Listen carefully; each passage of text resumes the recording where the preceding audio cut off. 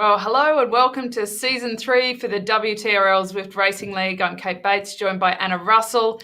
And I think it's fair to say, Anna, we're pretty excited to be back at it. We've got an incredible 18,876 riders registered for this season. Phenomenal. 1,848 teams, over 100 countries competing in season 3 here. Anna, it's going to be huge. Oh, this is going to be awesome. I mean, season 1 and season 2 were fantastic.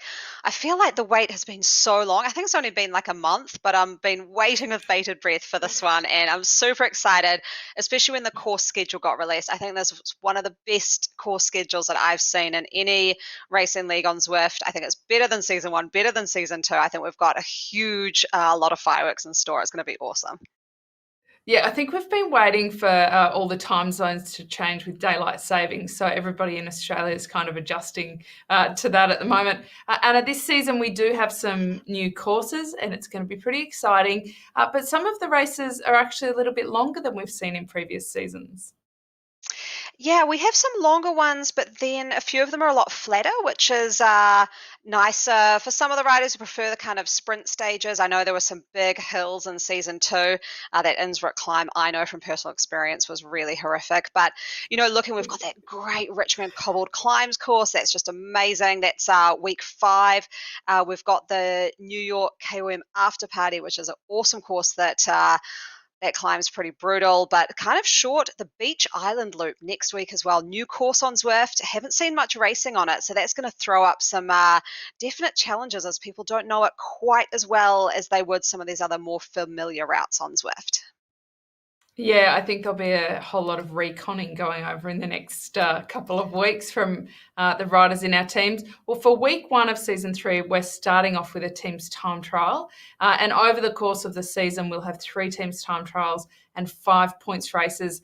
And then once again, like season 2, we'll go into the playoff races. But Anna, let's take a look first of all what we've got in store for today. We've got 24K around Douce, France. And it's not too difficult, but there are a few lumps out there. It's actually tricky. I've reconned this about 5 times now. I'm working with one of our Prem division teams, an A team, and also racing now for a B team. And it is a little bit tricky. It starts off with the Luzentestine, the very windy up and down curly part that is very hard to stay in any kind of TTT formation. I think it's best if people just go with that kind of blob strategy in that first 4 kilometers. Then it sort of flattens out, but you've got the Aqueduct KOM there, which is sort of a little bit tricky. It could split some teams apart or end up dropping a couple of riders. Then it's pretty good right to the end. So really that last 10 kilometres should be pretty good. But if teams have worked too hard to all stay together in that first part, they are going to find that last 10K really hard to keep the power up. Yeah, it is going to be a pretty quick timeout on course, I reckon, for them. And some of the courses, some of the teams are new, and I think that'll maybe wreak a little bit of havoc with the new teams who don't know each other so well. But we do have some familiar faces back, and Anna, you'll be pleased to know Sam Lindsay is back with the D-Pack Fantastic. squad. And we've also got Evo, the Savages, and Relentless are back. So they've reformed or at least gone back to their roots with their old name. So I think that we'll see some familiar faces and probably some familiar competition as well. Oh, for sure. Relentless, 2 teams in there. I think Chaos and Anarchy are the names of the 2 teams. So we'll see how those ones go along. Also in the women's division, we've got the TBR Smile on. Said they've had a huge flurry of interest and they've gone from 1 team to 3. So amazing there in the women's categories as well. You see a new team in this category, but not new across the league, is Team Fearless. So they've got Phenomenal racing in the B cap for the women. And I think I have seen them doing some practice and recon, so they could be one to watch out for. I think it's going to be a little bit mixed up with the women's fields as well. It's always one of my favourite things in the first week of any season, Anna, where we get to read out all the fun new team names, where people have gotten pretty excited and thrown some new ones out there. I've seen a couple on the start list that'll elicit a few giggles, I think, once we start going down them. So now for today, and we'll jump down to pictures when we can. The women, they are starting a minute apart. where the fellas are starting 30 seconds apart. So we need to keep that in mind when we're watching, that for a women's team to get caught, that is a full minute. For the men, it is only 30 seconds. How important do you think it is that you can actually see the team in front of you and it gives you something to chase?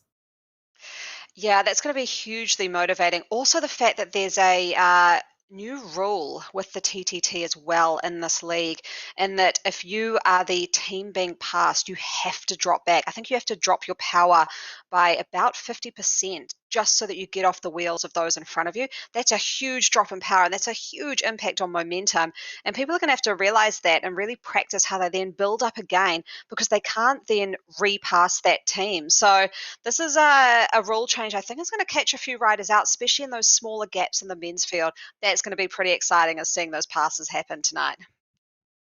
Yeah, I'm not sure about that one, to be honest. I think we've established some really great etiquette over the seasons of the riders doing that, but we do need to safeguard the teams. I think when they're doing a catch, it is quite a big deal for that to happen. All right, we've got pictures, Anna, coming in, so let's jump down to the women's.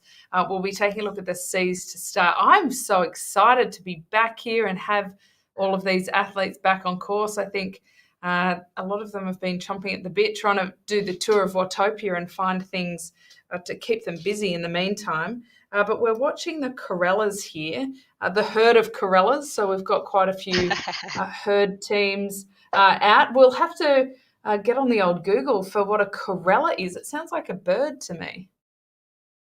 It must be some kind of animal that's in a herd, because usually that's the sort of trend that herd racing goes with. They've got the herd of bilbies, which you know my thoughts on the bilby, and now a herd of corellas. So yeah, it's maybe there's a new animal amongst the mix that I can throw a bit of shade onto, but I'll do some googling later and figure out what it is. These guys are looking reasonably good in this first 4 kilometers. Like I said, it's very tricky around all those corners and ups and downs of the Les Intestines in the first part of this Douce France course. And they're doing sort of a good job here, just staying in a blob. I do notice a few more entry-level bikes, and definitely not the sort of disc wheels. One Tron bike, which is good, but that would indicate to me a bit of a beginner's team. Well, aero's king on this course, isn't it, in terms of choosing what bike that you might have. The Les Intestines, I mean, it's exactly as it sounds, right? Just a fancier French way of saying the intestines. I guess we could kind of say it is the guts of the course, Anna. It's a little bit more difficult to establish a good pace as you are going in and around all of these curves, isn't it? Yeah, it's just looking here at Team Rave. I very much liked how this team races. I like their kit. It's a bit crazy. They've always got good colours going on, and they're riding really well here. Like I said, tricky part, and they're doing it about how I would say. I think it's almost impossible, but maybe we'll see it in some of the sort of really well-versed teams. But I think it's almost impossible to stay in that straight line formation around this part, just because naturally you've got riders who are better on the uphills, riders who are better on the downhills, and people will naturally move to the front. And that's where you need a really good DS who's sort of telling you how to be approaching this, who should go on the front, for how long, and they can really read the momentum of the group. That it's pretty hard to do when, we see here T Kite around 172 beats a minute. I mean, they're working hard. Yeah, and Tammy Kite's one of the more experienced ones too. We've seen her over the last couple of seasons get some real consistency through all of these races. The hard part in week one uh, for us watching Anna is that we're not sure what they've been doing in between season two and season three. For a lot of the Australians, we're actually coming into winter, so people are transitioning, off the road and more onto their indoor bikes, certainly. But for the Europeans, now we are in APAC at the moment, so Asia Pacific, but we do often get some Europeans, especially it's a decent time zone, stepping into this league as well. Yeah, and I saw on Instagram today you put up a photo of pouring rain where you are, Katie, which I don't even think it rained in your part of the world, Yeah, but yes. Yes, there's there we go. a lot of rain happening. There's in Queensland at the moment. There's rain. There's been lockdowns. I mean, I don't think there's ever been so many conditions pushing everybody onto Zwift in one go. So let's go back to TBR. You mentioned, Anna, that they've got a whole heap of teams this season. This one delightfully called the Party Bus. That sounds I pretty love fun it. to me. I've actually been sent all of their nicknames as well on the party bus. So we've got Jägerbomb Judith, Martini Michelle, Beachcomber Bridget, Long Island Iced Tea Louise, and their DS is called Death by Chocolate Danny. So fantastic. Oh, I have a feeling that yeah, Danny's maybe my kind of girl. partying, I can feel that. yeah, partying first, riding second with this crew. I'm loving it. It's great nicknames. So this is a bit of an idea of what they're facing out on course. You can see that squiggle on the bottom left of the course is the intestines that we were talking about. It does go over that aqueduct in that first half, in that first quarter, really. And then that back end, the last 10K, it is pretty flat and pretty fast. But depending on how they go through this section, it really depends how much they'll have left. It's in week one, and I reckon it's pretty easy to overcook it early on and get into a rhythm that's possibly a little bit over threshold. And then it is quite hard to hold that toward the back end.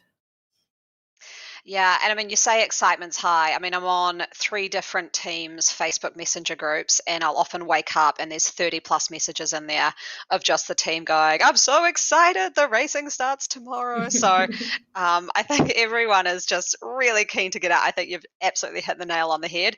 People may just go out a touch too fast for this first race, just with the eagerness and wanting to have a good showing for the first race of the season. So these guys do look pretty good, though. I've got to say, the TBR Party Bus team looking pretty strong. They've made it out of those really twisty turny bits, and they're getting onto the flats. They'll come through past the sort of balloon area where there's a sprint, and then they'll make a left-hand turn, and it's really just smooth sailing from there. A little bit of a hill on the aqueduct, but if they can hold on and really save a lot of energy, I think you'll see a lot of teams making up time in that second half of the race, that last 10K. All right, let's go through. We've got Smile on here, TBR Smile on C. A couple of these riders actually jump in our Chicks Who Ride Bikes bunch rides from time to time. So it's great to see them out in the community as well, just getting involved in bunch races. They don't always take themselves too seriously, which is nice. They did pretty well last season as well. They're a pretty consistent crew. So while TBR has a couple more teams out on course, this is kind of their home base team, if you will. A couple of more Tron bikes there. That's pretty distinct Mohawk from Margarita as well. So it's good to see that the team is back. Anna, and with a lot of their top riders, Tina Hyde is another one that has become a very familiar face. Yeah, and I mean, we can go through. This team also has nicknames for everyone. We've got Captain Wonder Wheels, Motor on Margarita, Slingshot Sarah, Take It to the Top Tina, Everything to Race for Evie, and Fast Finish Fran. And interesting to note, they DS themselves. So, I mean, I'd be interested to hear how that sounds on Discord. I imagine it would be a lot of heavy breathing as people are trying to talk at the same time. But yeah, these TBR teams are awesome. And, I think this was actually one of the teams that I put down as one of the top contenders for the Fashion Awards from season 2. So looking strong again, matching those Tron bikes with their kit, which I always love. One of my favorite teams here is the TBR Smile On team. I'm glad you brought it up, Anna, but I'm also glad that the fashion police have made their way back for season 3. That's very good. So week 1, they'll get an honourable mention already. It looks like they're coming up to the catch of their other team, the Party Bus. So we might get a bit of an example here of what the new rules dictate in terms of easing that power right off when you are being overtaken. They're a little bit splintered at the moment. So they do just need to form a tight formation before they do a clean overtake. So we'll see what that looks like. They are very much trying to go for that straight line as fast as possible strategy today. And it seems to be working. I mean, they've already caught their friendly into team rivals, the TBR party bus just in front. We can see the pass happening now. I can't imagine. Here we go. We already see the lovely comments. Passing smile from Margarita there. The other team has dropped well off, and that is a perfect execution. Just one little rider sort of stuck in the middle there. It looks like they'll be coming back pretty shortly, and that was textbook. So anyone watching who is racing this over the next couple of days, that's how you do it. You just make sure that when you're getting past, you guys really drop back the power, drop off that draft, come back to your team, and then everyone reforms and keeps going from there. So that was perfect. Love that. Yeah, so that's a full minute they've put into that team. So starting the season with a bit of a bang, which is always impressive. Definitely a crew that is a little bit more experienced. Let's talk about the team's time trial strategies, if you will, because Anna, you are a lover of the whiteboard and the whiteboard marker and the strategy on the whiteboard marker. What did you torture your husband with before this evening, talking strategy for the team's time trial? Well, I don't think he wants Said to hear with it all due anymore. So respect. mostly I end up talking to my 4-year-old son now and sit him down and start talking to him about strategy on bikes and TTing. He's not really that interested either. But I did sort of mimic it out with Matchbox cars, on the kind of format you want to be looking at. Always, I do think that straight line formation with shortish turns, sort of maybe 30 seconds on the front, shorter if you really work well together. You could even take 15-second turns on the front and roll around, but you really do need to be in that straight line formation. What is really hard though, and I've noticed that from the recons I've done with the teams over the last 2 weeks, is the new drafting algorithms, I don't know if you want to call them, or whatever, in Zwift, has made TTTing quite difficult now. There's definitely a change in the pack dynamics, but also in the way you can stay on a draft with your team. And I don't know if you'll see it from this sort of shot here, but what I've noticed is the rider coming up behind, if they're coming up a little bit too fast, they'll actually shunt the rider in front of them off to the right or the left. That then leaves them out of the draft and they get pushed back. So it's really easy to get out of order and people to be sitting in the wind and not getting any draft benefit. You can just see that there with the rider with the Tron, got pushed out to the right there, and now they're stuck in the wind and they're going to get pushed back. So if people haven't practiced with this new drafting, it's going to be really, really hard for them, and it'll actually be kind of confusing because it is quite different. There'll definitely be some teams who are lining up, kind of ready to hit the ground running from week one and wanting to get a big result. But equally, Anna, I reckon there'll be some teams who are just ready to get out there, see how they go, get a bit of a feel for who the new riders are, and also for the draft effect. So I think we'll see a bit of a mix of teams who have practiced for today versus others who are just go out there and give it a bit of a go.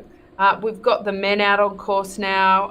On the left, we've got the World Elite Zwifters there, all on Tron bikes. So, Anna, a fairly experienced squad here. It is fairly experienced. It's quite a sort of cacophony of colour in this group with all those different coloured kits and Tron bikes and hats. I don't think the Tron bike is actually the best bike choice for today's race. I think it is probably the Specialized S-Works Venge with that Super 9 disc wheel, or at least the lower level disc wheel if you've got it. So the Tron, not ideal in the TTT. I think always you want to be going the disc. Reason being as well, in the Tron, it's sort of got a interesting little quirk, which is you can't actually tell physically when your rider is in the draft. You can see the little notification saying, you're losing the draft or get back on the rider in front, but your rider doesn't actually sit up like on the other bikes. So on the other bikes, when you're in the draft, your rider physically sits up. They don't do that on the Tron. So it can be a little tricky sometimes to know if you're in the best position. I mean, the one thing it does show us is that they've spent a lot of hours both in the Zwift world and climbing. So it gives you a bit of an indicator of how they are experienced in game, even if it's not necessarily the most aero bike. But the other thing it really does, and it's very noticeable here, is it quite easily establishes an order where the riders are very recognisable. And I think a lot of the teams, they try different strategies. Some of them will have a number before their name. in order to check that out. We've seen different sock colours. We've seen all sorts of things. It may be that in this case, the Tron bike is the way to identify them. That could be actually a really good point here, as we're looking now at Relentless. So this is one of the teams one of our favourite teams from season 1, and then had a bit of a sort of internal implosion, I guess. Never really saw them in season 2, and then now season 3, 2 teams in the division. So this is great to see. Again, all Tron bikes, so obviously well-experienced Zwifters. They're in this, they're just coming out now. They're at that 4-kilometre mark. They're just coming out of that hard first portion of the course. So I'd anticipate seeing them getting in a straight line, but it does look like they're finding that draft factor a little bit tricky, as they're all sort of bunching up behind and moving, pretty quickly out to the right and out to the left, and not really staying in that straight line formation. And I do believe that's just maybe a little bit of inexperience with how the new draft works. Yeah, Relentless, certainly the big name that we were talking about in season. I think some of the teams often change their team names around. There has actually been a change of regulation this season, Anna, where teams cannot change their name. So it was happening not too often, but in a few cases where teams were almost using it as a bit of a subterfuge to trick some of the other teams into recognising them immediately. And so they've tied a knot in that little loophole. So we won't be seeing that this year, which is good. Easy for the commentators and easy for the fans, but also easy for the other teams.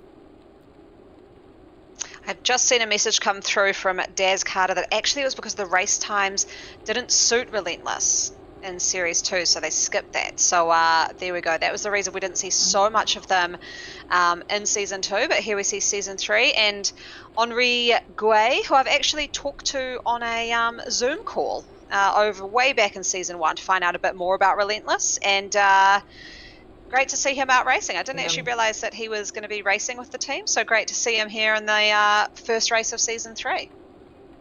Oh, that's unreal. It's great to see them back. One of the big animators from last season, of course, was Beast Mode. They've now stepped up to Premier League, so we won't be seeing them in this anymore. We'll have to tune in later tonight for Premier League if anybody wants to check that out. But for now, Anna, they look like they're moving pretty well. The heart rate, so Ottstott, he's another rider that we've seen a whole lot of. He's very consistent in his performances. He's sitting a little bit under threshold. So do you think that they're just trying to temper it for the first half of this course? Because it is, the first time out on course for the season, and also the kind of course where that final 10 kilometres is very impressive. Yeah, I mean, those numbers were quite low, relatively speaking. I mean, that was around the 4.5. So you can just see it's going up now with Ottstott to around 5 watts a kg. But, I mean, if these guys want to be competitive, what we've seen from D-Pack is more 6 watt a kg kind of efforts on the front for that short period of time. Then they move to the back. So we're seeing that a little bit more now. But I have a feeling they're just relying too much on some of those front riders, maybe like Ottstott, and it's just, I don't think it's really going to work super well. I would say that they should be pushing higher watts here if they want to be competitive.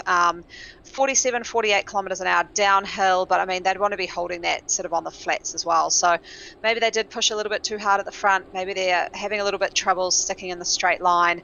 It's definitely not the sort of well-oiled machine that we're going to probably see from D-Pack a little bit later on in the broadcast.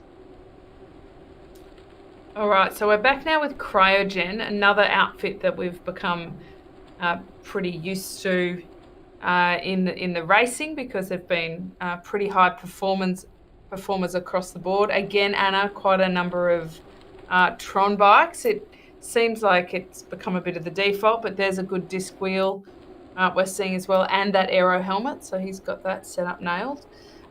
They're also settling into a bit of a similar routine in terms of watts per kg, but the heart rate's a lot higher. We're looking at Sayer, which suggests that he's really pushing the envelope already. They're only 6.2 kilometres in, which is only about a quarter of the way in. Of course, 24 kilometres they've got to race today.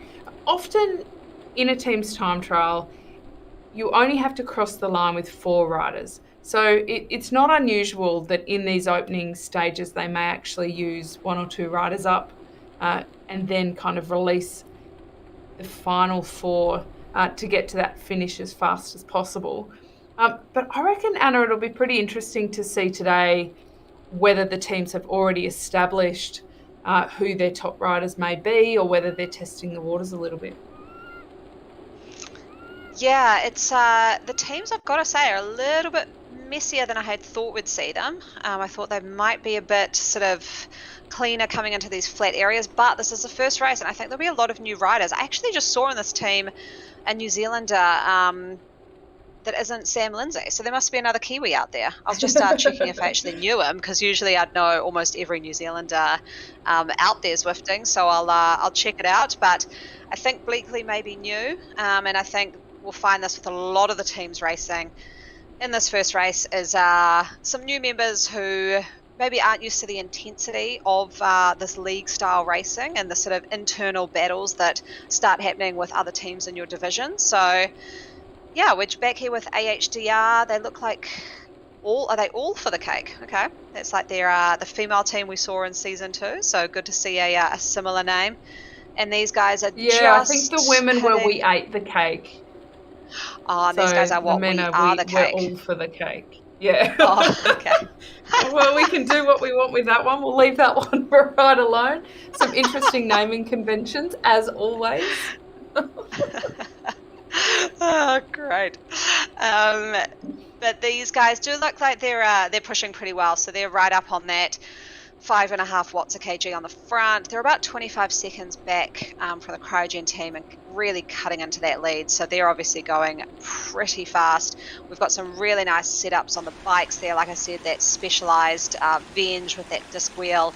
Best choice for the race around here on the Deuce fronts. And yeah, looks like these guys know what they're doing. Yeah, you mentioned that you're a bit surprised that some of the teams aren't looking quite as neat. I reckon by the end of last season, we got so used to every team across every division being so smooth and looking so sorted that it's almost feels like we're going back to the opening weeks of those seasons. And it is good to remember, actually, that it often takes them a couple of weeks before they really get back into the groove. And like we said in the opening, we don't necessarily know what everybody's been doing for the last month, whether they've been getting ready for this season or whether they've been taking a break and will maybe race into this a little bit more and get their legs. Yeah, it's kind of interesting. I think there's 2 ways people have approached it. I know that quite a few people after the first 2 seasons just going so full on really took a break and didn't do a whole lot of biking. Or there were some who did a lot of long, easy stuff to sort of maybe pull in a bit of emergency base work prior to coming into this season. We've also just had Easter, and we know that's a lot of chocolate, so it can always be a bit tricky to kind of come back to some full-on intensity after a big holiday. And yeah, I mean, it's pretty good though. I think these guys are racing well. I think I think this first race will be really hard though. I think it's always a bit more of a shock to the system when you've had that sort of month off and then you go, oh yeah, this is what it feels like to be racing at this intensity again. It is an interesting balance, isn't it? When you spend a little bit of time in Zwift, and we're looking at the Eat Dirt Aces here. We've gone back to them. All in black. They look pretty stealth actually, aside from that solo Tron bike that we've got there. But it can be a bit of a shock to the system when you've been Zwifting a fair bit, maybe doing some workouts or some bunch rides, when you do get yourself in a race scenario, because that extra intensity is so different to what a lot of those day-to-day riding can actually be like. And it is also a long season. So we've got 8 weeks in season 3, the normal season, before we head into playoffs. And your form can change quite a lot over the course of 8 weeks. So what we saw in season 1 and season 2 is a lot of the riders coming in a little bit underdone and really racing into the season. And I do think on the front, that was then Freighter, who was actually do believe the husband of one of the girls in the Sarah Sapro's Closet Premier Women's Division, a recent pickup. She was actually from one of the community leagues, the now called EBSC Fines, but the Finesse team. She's been a pickup and is now racing Prem Division. So I think Jonathan's goal tonight was to go out and make sure that he beats the team that his wife is on, although I am the DS for that team, and I'm going to say that it's going to be hard pressed to beat that team. They're going pretty well, but he looks extremely motivated, riding on the front here, 6 watts a kg. He is dominating, and he's actually in the Dad's Inside Riding trainers because they have a young daughter about, I want to guess, between a year and 18 months. So great work for them doing the dual parenting, one Zwifting and one watching the baby. Yeah, one bouncing the bouncer while the other one gets their Zwift efforts in. It is a very good effort. And you're right, he seems to be on a bit of a mission here. He's got a little bit to prove. This is a really long pull that he's been doing. But it looks like his turn has just come to an end, so he can take a little bit of a deep breath and a breather. Usually, Anna, people within the teams, they communicate on Discord. So you do a fair bit of the directing. What are the kind of cues that you use to your riders in a team's time trial when they need to pick up the pace or when they need to swap turns if they haven't done that in a timely manner? I'm purely a lot of the time looking at momentum and speed. So you can see in the top part of screen, you can see they're going about 42k an hour, this team. I'd be looking at that and just making sure that their momentum isn't shifting too much. If someone's on the front and the speed is going down, I'd be saying, yep, come off. But to be honest, very rarely would I be telling someone to come off. I think people are pushing so hard that they're almost desperate to come off when their turn is coming to an end. Not many people push beyond that. A lot of the sort of de-guessing, I believe, is because you can have a view like this, more of a bird's eye view. You can tell when the team is starting to splinter a little bit, people are dropping or people are pushing too hard off the front. So you'd almost say here that Corrigan just pushed that little bit too hard up there and it kind of split those riders off the back. This is where I'd be saying, okay, ease up at the front, let them catch up on the downhill. So a lot of it is you've just got a different view. When you're in the race, all you see is your own view, and that's pretty much the wheel in front of you. It's very hard to see what's happening behind you. Yeah, so they've just come over the Aqueduct KOM. It isn't too much of a climb. Yes, technically we can call it a climb and a descent, but it isn't actually to market, and they don't actually get a whole lot of recovery down here. Sometimes it can be enough, though, those little pinches to really do some damage to the riders who are just hanging on anyway, because the differential upper climb is quite different. We'll jump across to the women's race to check out what's going on over there. Of course, we've got the men and the women racing concurrently at the moment. So when we pan back, look at that now. That's a bit of a gap opening up there, Anna. Not ideal in a team's time trial. Yeah, I mean, that's what I call the hero maneuver. So that's where someone comes off the front and instead of sort of taking a more controlled pull, sort of goes, yeah, I got this, and just slams it off the front, kind of dropping their teammates in the process. So those behind will sort of be saying, okay, hold it back, see, like, just chill, we've gapped off a little bit, just rein it in, and the others will catch up. So they seem to be riding pretty well there, the 4 of them together. They'll catch up eventually. That's Deirdre, Zoe, Mel's, and Jay Clark, I think, from this team. So nicely they've got their first names kind of written there as their first and last names. And yeah, riding pretty well now that C's been caught up and maybe have a little rest off the back. But these guys are 16.5 kilometres in now. They're nearing the end of this 24-kilometre course, just about 8k to go. And this part is really great for team time trialling. Almost complete flat, long straight stretches of road. It's just perfect to get in this formation that this group is doing right now. And this is the Aussie Hump Day Riders ladies, so AHDRL. It's quite an acronym. When I first joined the Zwift world, I wondered what on earth they were talking about.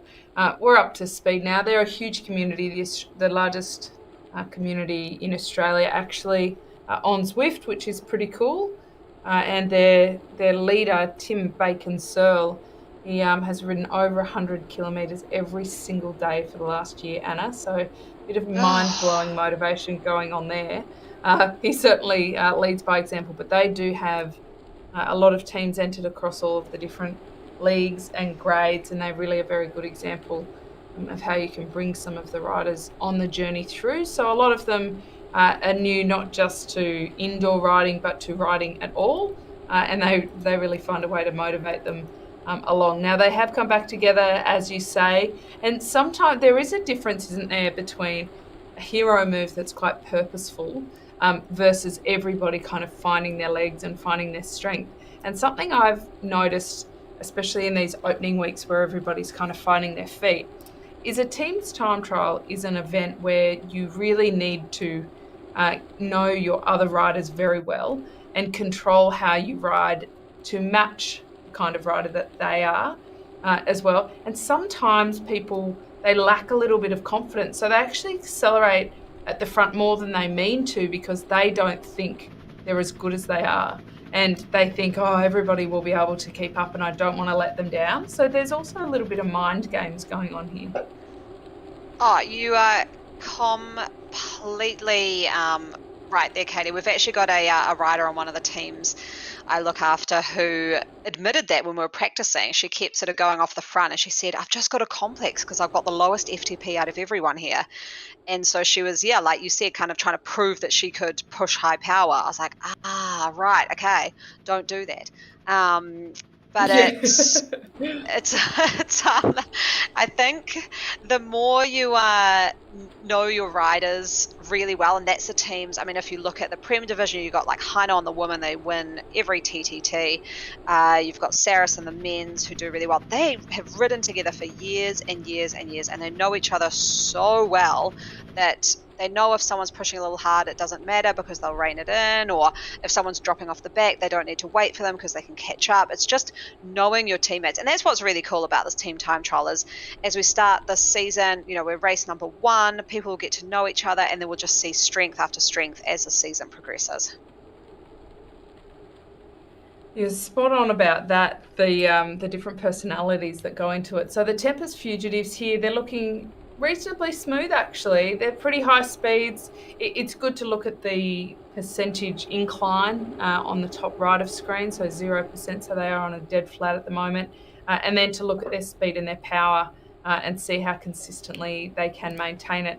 Kind of the name of the game is trying to find a power and stay at that power without any of those ups and downs, because that will elicit an overall faster pace and higher speed.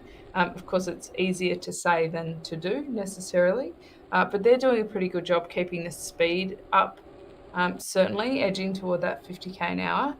So we will get data if and when we can, but of course, Zwift had a big maintenance session today because we have to get all of those things into game that everybody has been asking for and make sure it's working well. So we're still waiting for any data to be fed in, but everybody watching can be rest assured that it is all being recorded, and we'll get you those numbers and standings as soon as we possibly can.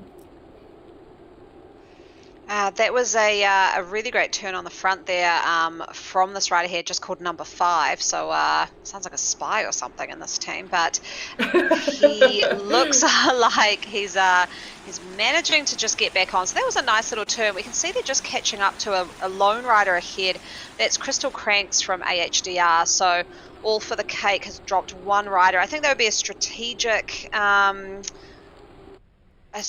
drop there from AHDR because they've only got less than 10k to go, and they probably pushed pretty hard on those ups and downs, and now this rider will be caught, and they're riding a very slow pace, just 3.5 watts per kg. They'll get past no problem. Don't think we'll see them jumping on the back because it'd be pretty pointless to do that.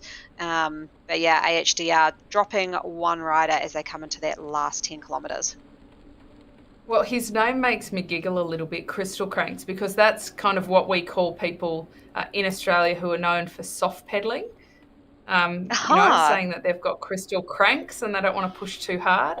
else the poor crystal cranks may break. So I'm sure I've that it never is a heard bit of a that. dig at this guy. It's a good one though, isn't it? I bet you'll use I it from love it. I'm now going to on. use that all the time. I love that. That's perfect.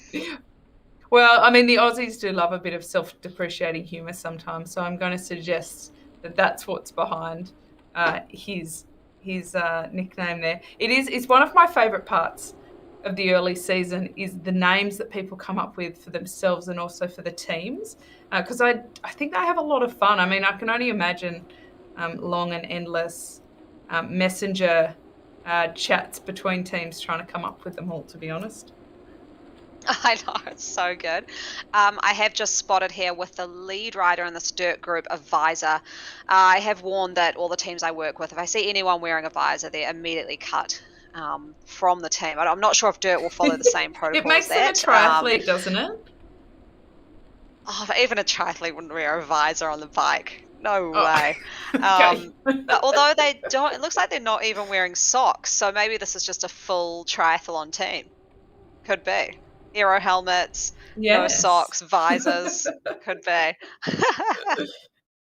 Oh, well, be warned when you line up with a visor and no socks. Anna's coming for you. Okay, we've gone back over here. We're looking at the women's field where Hams, and we saw her last season doing pretty well. This is another AHDRL team, so that's the Aussie Hump Day Riders ladies team.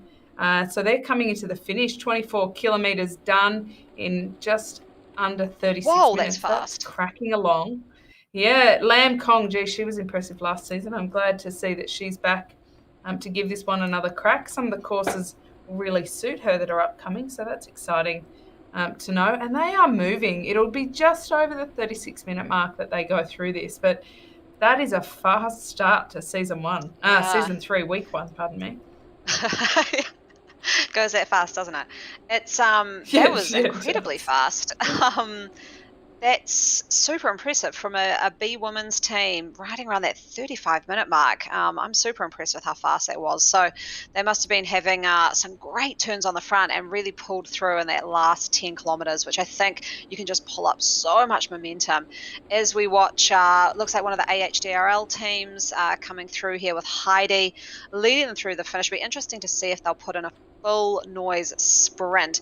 That's where I actually have a little virtual coffee on the cards with the teams as who can actually win the within team sprint at the end. It's always a bit of fun when everyone's completely maxed out and has heart rates of about 190 to try and see who can sprint the best, but always make sure everyone's finished strong. But looks like these guys may just kind of pull it in a steady pace to the finish. They do have more than the required riders though, so they're sitting pretty safe. Yeah, they're looking pretty good. They're a little bit slower than what we just saw come across the line, but not too far back at all. It'll be in a matter of seconds, actually. It's funny that you say the sprint to the line because look at that, the acceleration happening from Heidi. She wants to get over the line first for intra-team honours, if nothing else. Awesome. But I have to say, Anna, I did a stage of the Tour of Watopia the other day, and I found myself with one other girl coming into the finish. And look, we weren't sprinting for the win, that's for sure. But we still did sprint each other. And I had a bit of a laugh afterwards when I collapsed on the floor. And I thought, what on earth was that for? But it's very tempting, isn't it? It's very easy to do. So we've got the TBR Smile On ladies have just crossed the line and we're ducking over to the men. Zed Sun here. This is, it looks like we're seeing an overtake happen here. Slightly messy overtakes. So it looks like Zed Sun have just taken over the Dirt Aces 2 team. Dirt Aces need to be careful here with these new rules that they drop back out of that draft. They are dropping back to a lower watts per kg, but they're going to have to really keep dropping that back. They're still too close. I still think it looks like they're sort of just outside of that 5 meters, and especially where they're sort of coming up to now. There's a little ups and downs over this bridge. This is dangerous territory for them to be still so close to that team in front. It is their responsibility to drop back. So there was a 1 minute gap between them. And I've just noticed actually, Anna, they're called Eat Dirt. aces too, which is a little bit sassy, isn't it? Fantastic. Eat dirt. Oh no. I did want to go back though to your comment about the Tour of Watopia, and anyone who's watching maybe can help me with a bit of etiquette. So I have been racing that Tour of Watopia as well because I desperately want to get to level 43 so I can get those Super 9 amazing looking disc wheels for racing in the B Cats this season. But I also sprinted to the line at the end. Now, in real life, I don't know if I would do that in a group ride. So is it bad etiquette to do that in a Zwift group ride like Tour of Watopia? I mean, I waited as long as I could, and then when I saw others sprinting, I just went for it. But is that wrong? I just didn't know. I didn't feel great to do it, but it was also a bit of fun. Yeah, I mean, maybe somebody can school me on that etiquette too, because I've been doing the same. Although I must say I've found some excellent camaraderie out there, especially on stage 2, which goes up the mountain. There's another 48 hours or so to get stage 2 done for anybody who hasn't done that yet. It's a great course, and it is certainly an interesting one. Oh, Anna, here's your boy, Sam Lindsay, D-Pack out on course. They have just made an overtake as well. They are bolting along here. Sam Lindsay looking strong as an ox, 470 watts, over 500, over 50k now, 500k now. Now I'm getting a bit excited. 50k now, but we knew that they'd have a big impact this season. But it looks to me like they're starting with week 1, having a very big ride here, down to 4 riders, Anna, but boy, they're moving. Wow. I mean, what's on the front? We saw when we talked about Relentless on that, they're pushing sort of just on 5.5 and their speed was about 47. These guys are hitting 51, 52, riding at more over the 7s, and I'm seeing they're taking very short turns. So these guys know what they're doing. I mean, Sam Lindsay, he's an old hat at this kind of racing. He knows what he's doing. I see another Kiwi in there, actually, Firminger, and then we've got Jones and Morgan. Morgan had a stellar season in season 2 as well. I mean, I just don't know how these guys will be beaten with the speeds and the power they are just hitting here. I mean, it's very, very impressive.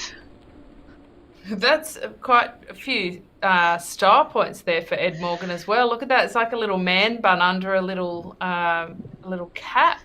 I like that. What do you think, Anna? Because it's your kind of the fashion police over me.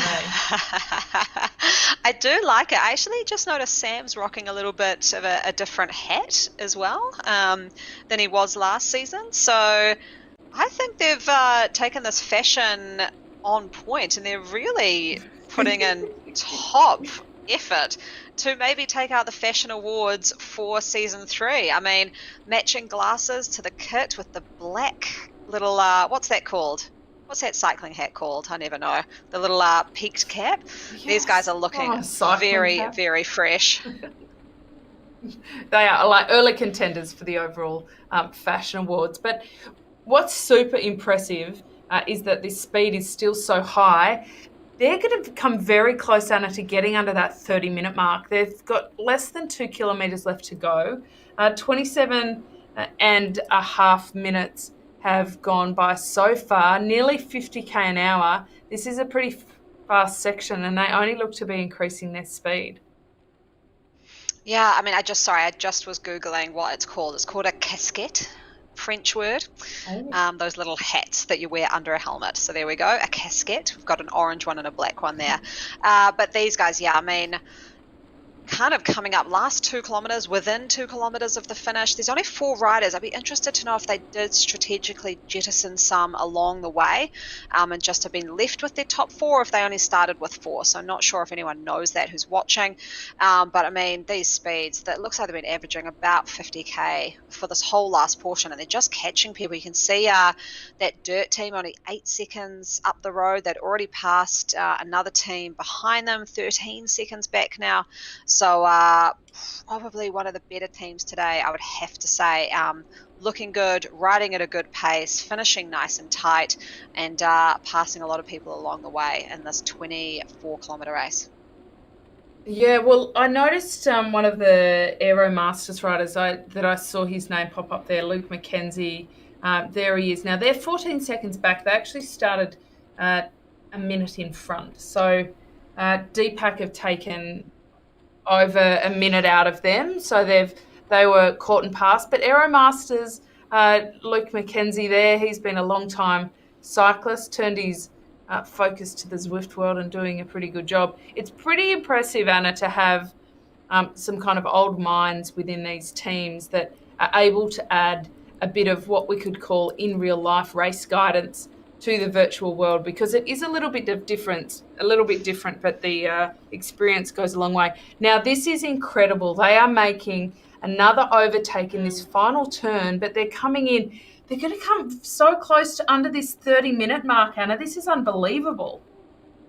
Oh, this is unreal, especially with 4 riders. I mean, we just saw behind them a full team of 6 riders, not even getting anywhere near the speeds that these 4 are going. So this just shows the absolute raw power that D-Pack has in this league. I mean, they went to the playoff and they didn't make it to the Premier Division. So I think these guys have got a lot to prove, and I think this is what we're seeing. Bit of motivation to get there after this season.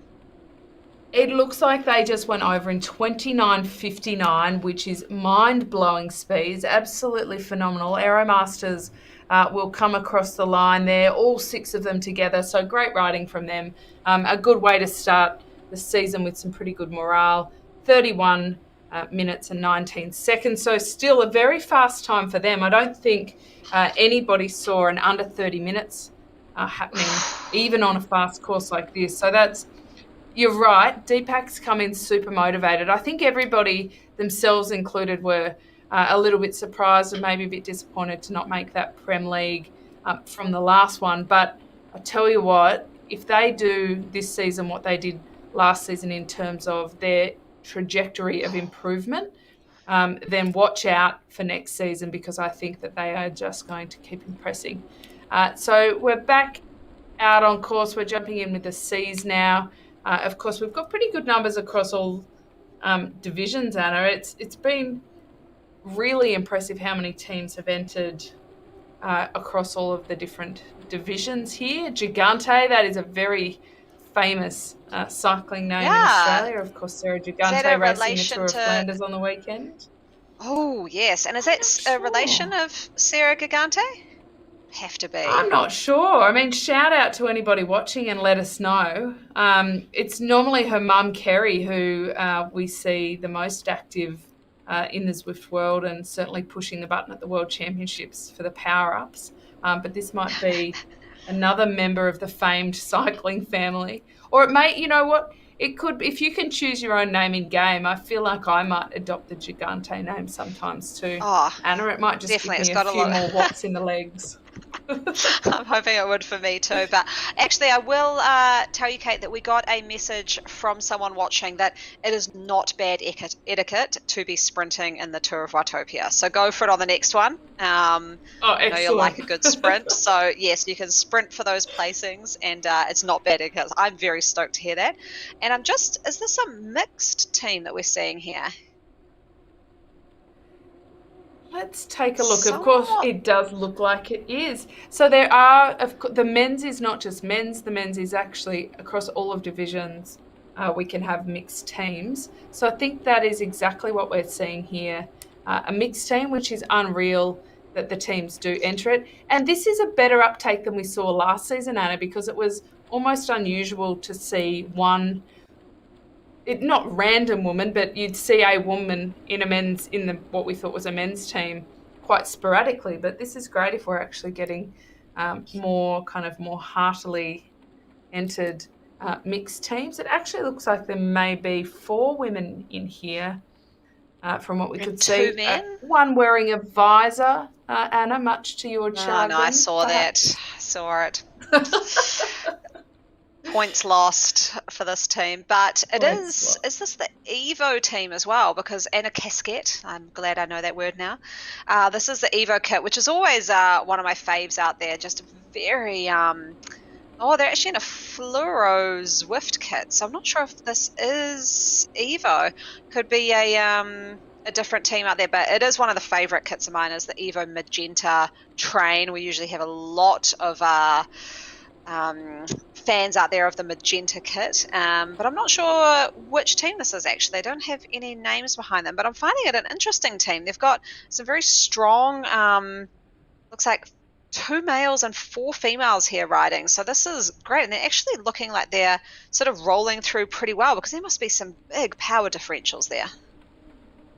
Yeah, it is an interesting combination, definitely. And I think that if they haven't done any practice, then they're doing a very good job for the first week here. And we have asked for this season for everybody to put their team names after their actual names in brackets so that they're easily identifiable. And I really have found it quite handy in day-to-day riding in the Zwift world when you see a rider identified like that and you know that they're doing the community racing leagues. I always make sure I give them a ride on as I go past. It feels like a little bit of familiarity.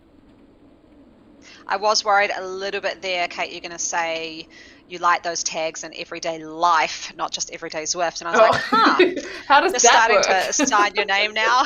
Sign your name with a square bracket and a team name on all your bank documents. You say, I'm geeking out on Zwift. That's completely normal, isn't it, Anna? No.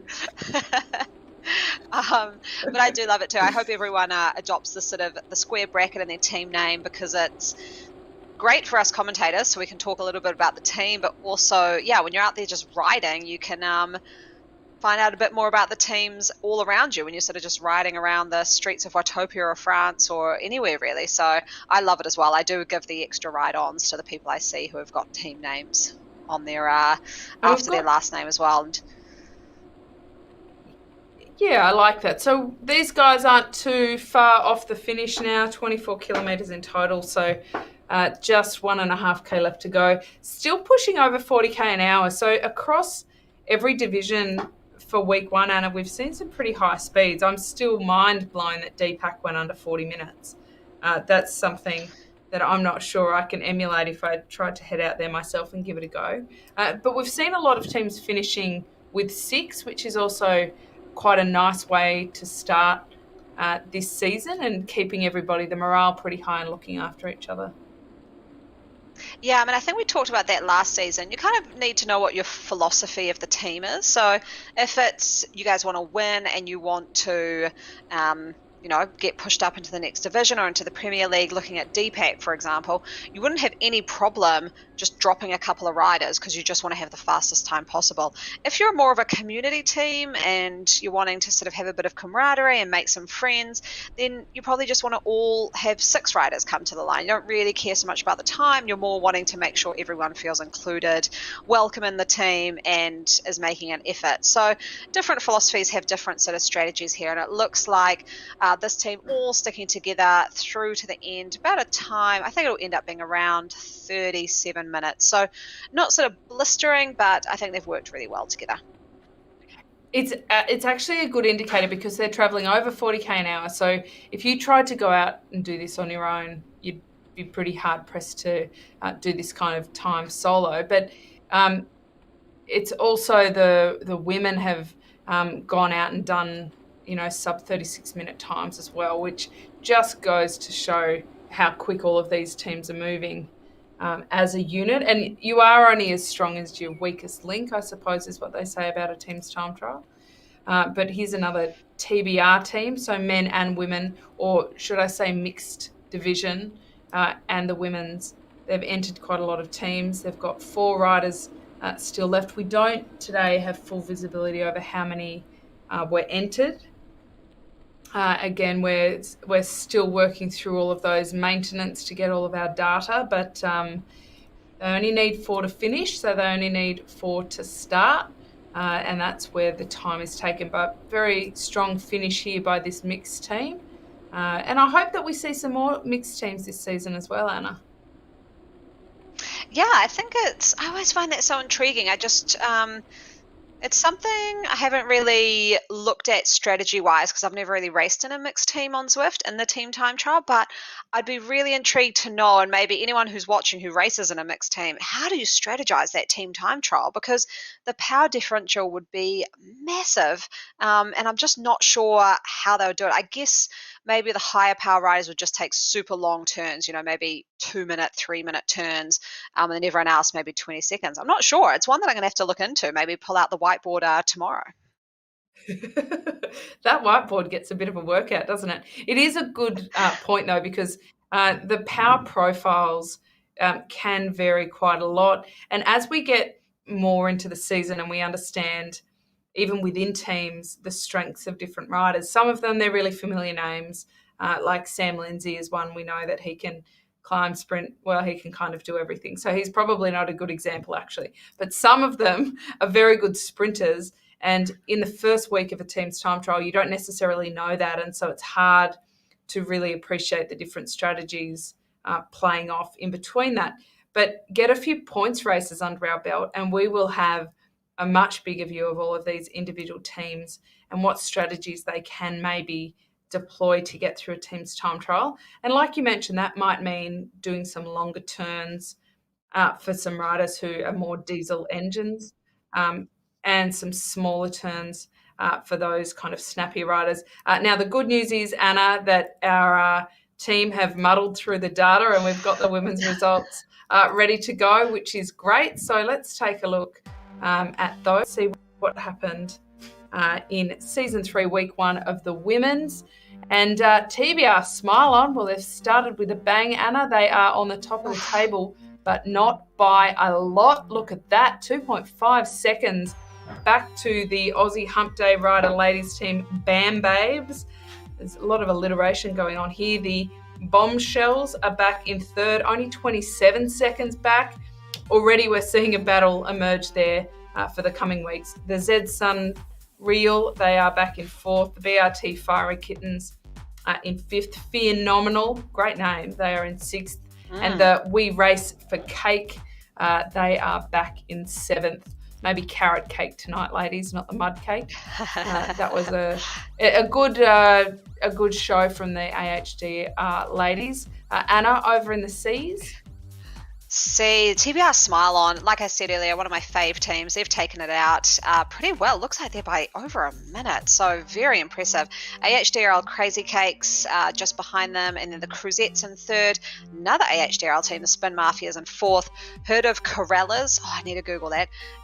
They're in fifth. TBR Party Bus, which was hilarious to find out all their nicknames. So that's a fan favorite already, I can tell. 7th, AHDRL Degenerates. 8th, CMA Queen Bees. And 9th, the TZP Lacklax.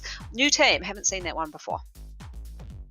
I'm loving how many AHDRL teams there are this season. It's unreal. Let's take a look at the Ds. The Rave D Oz, they took the win. Oof. Not too far back to the Diamonds and the Daiquiris. The Herd of Bilbies in fourth. And for your information, Anna, I did Google it. Corellas are birds. So we can know that for the future. And CMA Girl Power just popping up there in fifth. So good to see them rolling in as well. So let's take a look at what happened over in the men's. Ooh-wee. No surprise there, just over the 30-minute mark in the end, Anna, for D-Pack, but fairly blistering time and blistering watts per kg average from both D-Pack and Evo, 5.2 and 5.3. So Evo finishing 14 seconds back in second. Relentless, great to have them back. Anarchy, they will cause some anarchy at this rate. They are in third. Eat Dirt, Aces in fourth. The Aeromasters in fifth. Cryogen Super Banieres in sixth. KRT Suck My Kiss. I need to be very careful saying that. My brain read that differently, I must say. In eighth, we've got Smooth as Sun.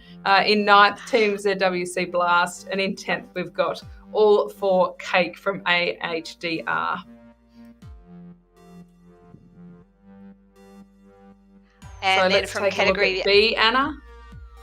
The AHDR Blowflies in first, Dirty Sprockets in second, the WMZ Bees in third, TBR 50 Tooth in fourth, Eat Dirt Reynolds in fifth, Dirty Sprockets Cathra, not sure on that word, sixth, WTRL Mercenaries in seventh, Aero 1 in eighth, the Z Sundries in ninth, and TV Gungna in 10th. All right, pretty tight across the board so far. Let's take a look at C. Dirt and Ernie. I like that one. They took the win. Well, they took the win for team name too, so we'll pay that. WMZ Chasers in second, the AHDR Cruisers in third, the AHDR Commodores in fourth, Cryogen LT'd in fifth. Herd of Aussie Ants, there you go, they're in sixth. Evo Flux 1 in seventh, Eat Dirty Calories in eighth, TBR 46 Tooth in ninth, and TZP Charlie rounding out that top 10. And in the Ds, we just have 3 teams so far have finished, and there's AHDR Drafters, the Zero Dark Dirty. I think Dirt is definitely coming out with the best names. And in third place at the moment, WMZ Dodgers. Alrighty, well, Anna, I've done a little bit of Googling for that word that we were unable to say, Cathra. I might have to Google how to pronounce that as well. But it is Gaelic meaning 4 people. So that's what I've uncovered nice. there. Yeah, so that is good job. That's quite nice. Yeah. I feel like we've done a lot of Googling tonight of a lot of stuff. Yeah, you can call me Quick Fingers Katie because I'm on the side figuring out all of these herds of animals that they throw at us. Anna, what a sensational week one we've seen for season 3 here with APAC. D-Pack, mind blown. I mean, I feel like my face is that emoji where the brain is exploding out of the top of it for how quick they went. But I don't think they're going to have it all their way this season. Evo not too far behind. Relentless, good to see them back as well. And Anna, across the board, from the women's Bs, Cs, and Ds, some pretty tight competition, not just for that top spot, but also further down the board. Oh, for sure. And I think one of the most exciting things is we get to commentate and watch the first race of each week. You know, before we had the prems happening before us, but now it's sort of everyone can tune in here, see how it all plays out, and then have that help their own races coming up. So yeah, it's been a really cool to see the first racing of season 3 tonight that we get to watch. And yeah, you're right, it's been super exciting and a really, really fast course. Some super fast times out there. Really impressed. Yeah, it is. And so now all the Prem League riders, Anna, that will be tuning in to watch this as a bit of a course recon, welcome to the Kate and Anna show. Nice to meet you. Same time, same place next week.